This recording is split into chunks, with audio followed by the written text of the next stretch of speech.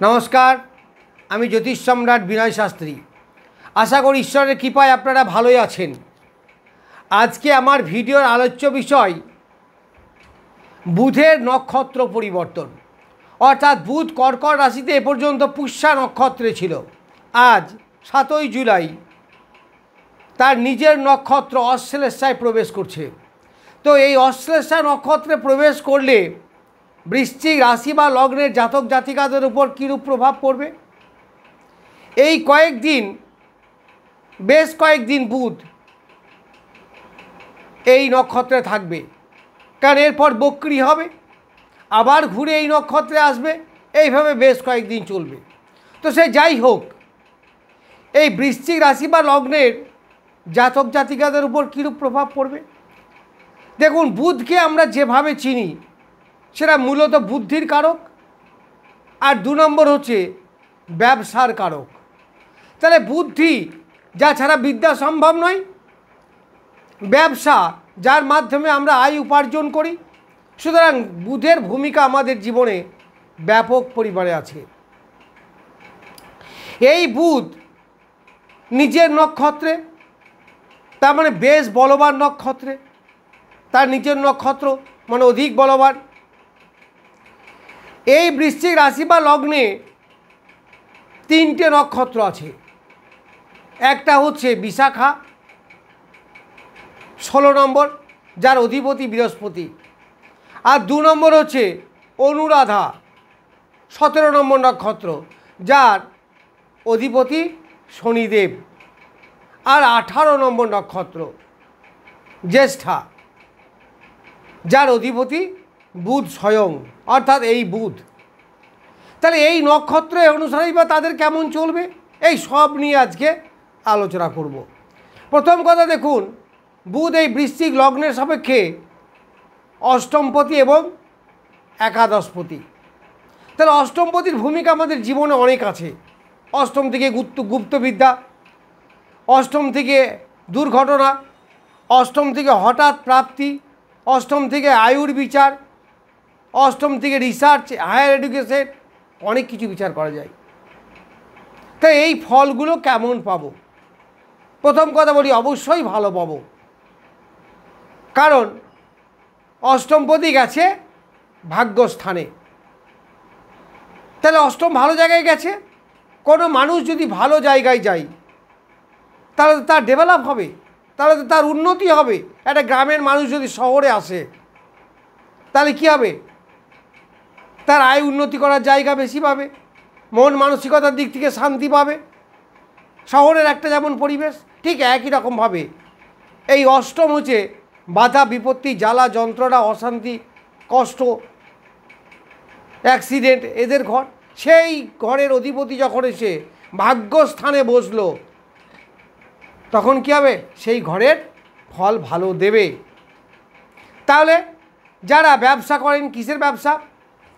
গুপ্ত ব্যবসা করেন, গুপ্ত ধরনের ব্যবসা, গুপ্ত জ্ঞানের ব্যবসা হতে পারে, বা যুক্ত যে কোনো ব্যবসা হতে পারে, যে ব্যবসার কথা সাধারণত সবাইকে বলে না বা বলা যায় না। যেমন ধরুন সুদের ব্যবসা। তো এই ব্যবসা কি গুপ্ত ব্যবসা, অথচ ব্যাপক প্রফিটেবল ব্যবসা। যারা করেন তারা জানেন তাদের ব্যবসা ভালো চলবে, বেশ ভালো চলবে। যারা জ্যোতিষী ব্যবসা করেন, গুপ্ত জ্ঞানের ব্যবসা, এই জ্ঞান দেখবে সচরাচর সবাইকে দিয়ে বেড়ায় না। এখানে আরও গুপ্ত আছে, দেখবেন জ্যোতিষী কাজে যায় সবাই, কিন্তু বলতে চায় না আমি জ্যোতিষী কাজে খুব একটা যাই না। তাহলে এখানে একটা গুপ্তের ব্যাপার চলে আসছে।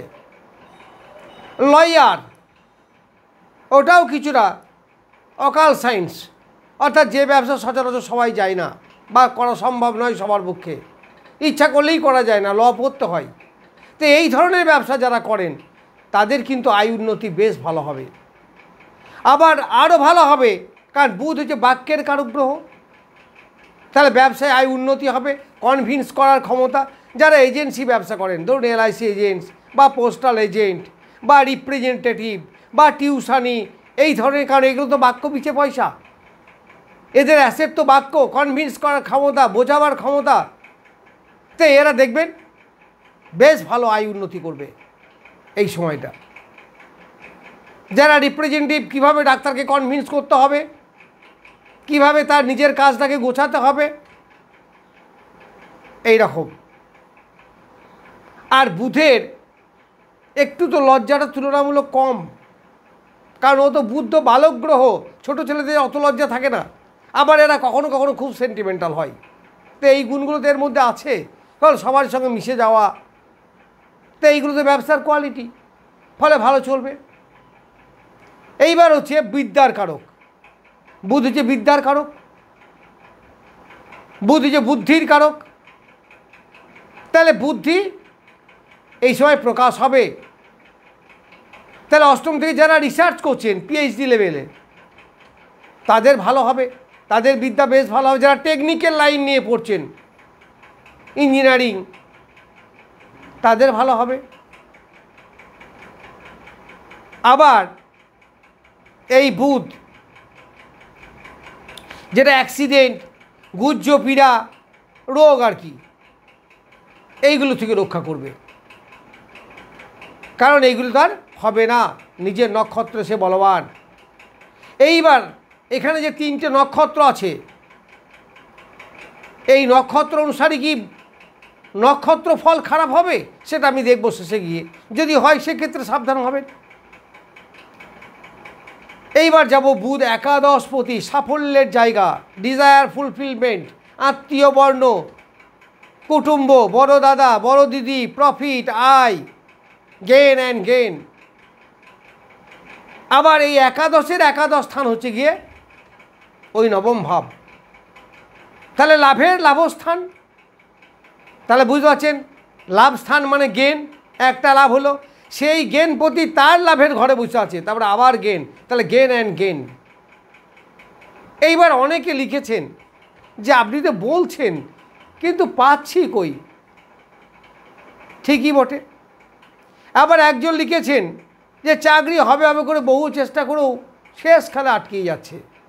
দেখুন, এইগুলো উত্তর দেওয়ার ব্যাপারে একটু পার্টিকুলার ছক দেখতে হবে, মানে আপনার কোন গ্রহ দোষ বা কোথায় আপনার চাকরির যোগ্য আদৌ আছে, যদি থাকে সে কতটা বলবান, নাকি তাকে আরও পাওয়ার আপ করতে হবে, এইগুলো না দেখে এর উত্তর দেওয়া খুব মুশকিল। এগুলো আপনারা একজনকে দেখিয়ে নেন না, কোনো একজন প্রিয় লোক, আপনি যাকে ভালোবাসেন, এত তো ভিডিও দেখছেন, কত জ্যোতিষের ভিডিও দেখছেন, আপনার পছন্দের একজনকে দেখিয়ে নেন, একটু গাইড নেন না। আনতাবড়ি না ছুটে একটু গাইড নেন কেন? আপনি কোন লাইনে পরীক্ষা দেবেন, কী ধরনের চাকরি আপনার হতে পারে, স্টেট গভর্নমেন্ট না সেন্ট্রাল গভর্নমেন্ট, ট্রান্সফারেবল জব না কোনো একটা জায়গায় বসে জব, আপনি কি প্রফেসর হবেন, স্কুল মাস্টার হবেন, নাকি কোনো অফিসিয়াল কাজ, এগুলো একটু বিচার করে নেন না। আর এইভাবে যদি আপনি বলেন, ভাই সোজা কথা, পরিষ্কার কথা, ফাঁকি দিয়ে মহৎ কাজ হয় না। আপনি ভাবছেন একটু ডেট অফ বার্থ লিখে দিই, আমার উত্তর দেবে, কেউ দেবে না। আর যদি সে দেয়, সেরকমভাবে কি বিচার করে দেবে? একটা ছক বিচার করতে গেলে অনেক হিসাব করতে হয়। আপনি এবার রিকোয়েস্ট করবেন কেন তাকে, আর সেইবার বলবে কেন? কয়েকটা টাকার বিনিময়ে দেখি না। যাই হোক, তাহলে একাদশের একাদশ মানে গেন অ্যান্ড গেন। তাহলে গেন হবে কিসে? গেন হবে ব্যবসায়, গেন হবে। দেখুন, আপনার যে কোনো গেন, যে কোনো সাফল্য, যে কোনো সাকসেস আমাদের একাদশকে দেখতে হবে, কারণ লগ্নের একাদশ তো যাই হোক না কেন, ভালো হোক খারাপ হোক, মাঝারি হোক, উপকার হোক ক্ষতি হোক, কাকে দেবে এই ফলভোগ কে করবে? জাতক করবে, অর্থাৎ যার ছক সে করবে, তাহলে তার লাভ হবে। এই যে গেন অ্যান্ড গেন কার হবে? ওই জাতকের হবে, যার ছক তার হবে। তাহলে গেন হবে, ব্যবসায় গেন হবে, পড়াশুনোতে লাভ হবে, পড়ার হায়ার এডুকেশনে যেতে পারবেন, বাক্য বীজে যথেষ্ট আয় করতে পারবে। যারা বললাম তো টিউশনি করেন, বা রিপ্রেজেন্টেটিভ টাইপের ব্যবসা করেন, বা এলআইসি পোস্টাল এজেন্ট, এই ধরনের তো আরও অনেক এজেন্সি আছে। কনভিন্স করা যাদের কাজ, বোঝানো যাদের কাজ, লয়ার, পারবেন, ভালো হবে। এই সময় এদের আয় উন্নতি যথেষ্ট বাড়বে। এরপর চলে যায় ইমিডিয়েট বড় দাদা দিদি, অর্থাৎ আপনার ঠিক আগের যে ভাই দাদা, আপনার পরে ভাই, আপনার আগের দাদা, ঠিক আপনার আগে যে দাদাটা, তার বিচার হয় একাদশ থেকে দাদা দিদি, তার সঙ্গে সুসম্পর্ক বৃদ্ধি পাবে। আপনার আত্মীয় বর্ণের সঙ্গে যথেষ্ট লাভ হবে। আবার এই অষ্টমপতি একাদশপতি নবম আছে, সুতরাং উত্তরাধিকারী সূত্রে সম্পত্তি, হঠাৎ অর্থপ্রাপ্তি, লটারি বা শেয়ার কার্ডের মাধ্যমে অর্থপ্রাপ্তি, এইগুলো হবে। আবার নবম থেকে বুধ তৃতীয় দৃষ্টি দিচ্ছে, তাহলে কী হবে? আপনার যোগাযোগ ভালো হবে। যোগাযোগের কারক গ্রহ তো বুধ। যে কোনো কাজে যোগাযোগ, ব্যবসা করতে হলেও তার যোগাযোগ দরকার, তাহলে যোগাযোগের জায়গাটা বেশ ভালো। পঞ্চমের পঞ্চম অর্থাৎ নবম, তাহলে পঞ্চমের পঞ্চম মানে সন্তানের উন্নতি হবে, সন্তানের ডেভেলপমেন্ট হবে, যারা স্টুডেন্ট তাদের পড়াশোনায় উন্নতি হবে, এইগুলো পাবেন। ইমিউনিটি পাওয়ার বাড়বে, রোগ মানে প্রতিরোধক ক্ষমতা এইগুলো বাড়বে, এইগুলো আপনারা দেখতে পাবেন। তাহলে পঞ্চম ভাবের ডেভেলপ হবে। যারা প্রেম প্রীতির মধ্যে জড়িয়ে আছেন তাদের প্রেম প্রীতির মধ্যে আকর্ষণ বাড়বে, অনেক নতুন প্রেমও হবে। প্রেমের সাফল্যের ঘর তো এটা, নবম ঘর। আবার দেখবেন ষষ্ঠের চতুর্থ, চতুর্থ মানে কেন্দ্র, কেন্দ্র মানে কি? যে বল প্রোভাইড করে, শক্তি প্রোভাইড করে, কেন্দ্র থেকে কেন্দ্রের মধ্যে কি বলের আদান প্রদান হয়। তাহলে ষষ্ঠ থেকে আমার রোগ, ঋণ, রিপু এইগুলো, তাহলে রোগ মুক্তি ঘটবে। আবার তো বললাম পঞ্চম থেকে ইমিউনিটি পাওয়ার বাড়বে, তাহলে রোগ মুক্তি ঘটবে। আর কি হবে? যদি ঋণ থাকে, ঋণ শোধ করার একটা মানসিকতা বা সুযোগ আপনার আসবে। কোনো রকম ঝগড়া ঝামেলা শত্রু উৎপাত থাকলে সেগুলো এখন কমে যাবে, এইগুলো আপনারা পাবেন। আবার দ্বাদশ থেকে আমাদের শয্যা সুখ, ব্যবসায় ইনভেস্টমেন্ট, ভালো ঘুম, আরাম, এইগুলো পাই। তাহলে এই দ্বাদশের দশম স্থান হচ্ছে ওই নবম স্থান যেখানে বসে আছে। তাহলে কী হবে? দ্বাদশের ভালো হবে, বিস্তার, সাফল্য, ডেভেলপ। দশম থেকে বিচার করি মান, যশ, খ্যাতি, তার মানে কি ভালো তো? মান, যশ, খ্যাতি মানে ভালো, তাহলে ইনভেস্ট করলে ভালো লাভ হবে, ব্যবসায় মান সম্মান আপনার বৃদ্ধি পাবে, এইগুলো আপনারা দেখতে পাবেন।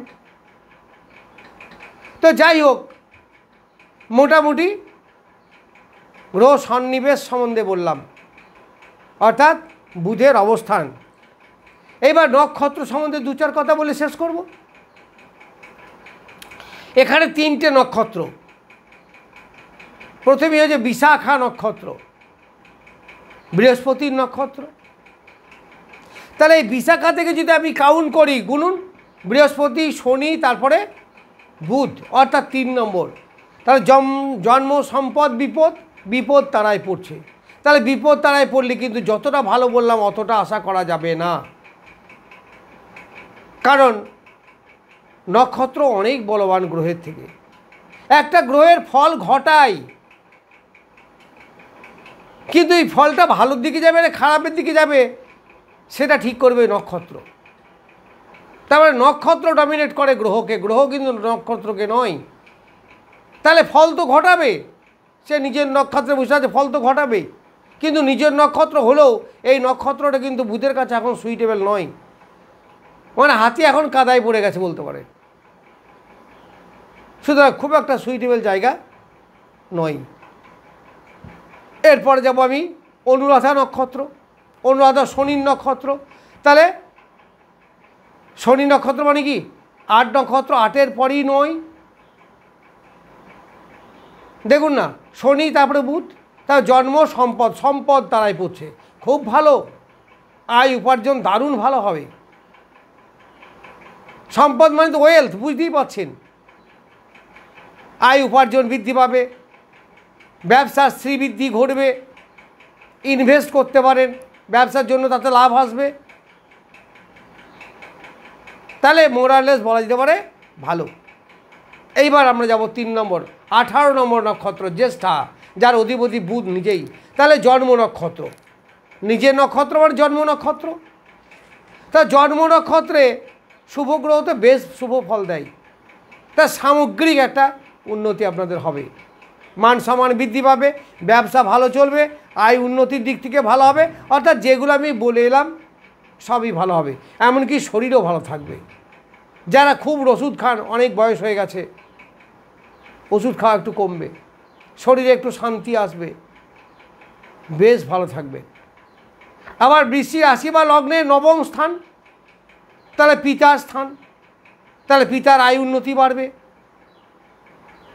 পিতার শারীরিক সুখ বাড়বে। পিতা যদি কোনো অসুখে পড়ে থাকেন তাহলে সেখান থেকে অনেকটা মুক্তি লাভ করবেন, অন্তত রিলিফ পাবেন, এমনকি কিওরও হয়ে যেতে পারে। তাহলে পিতারও ভালো হবে। গুরুজনদের সঙ্গে সুসম্পর্ক বৃদ্ধি পাবে। যারা চাকরি করেন তাদের বসের সঙ্গে বা অফিসিয়াল স্টাফদের সঙ্গে একটা সুন্দর সম্পর্ক।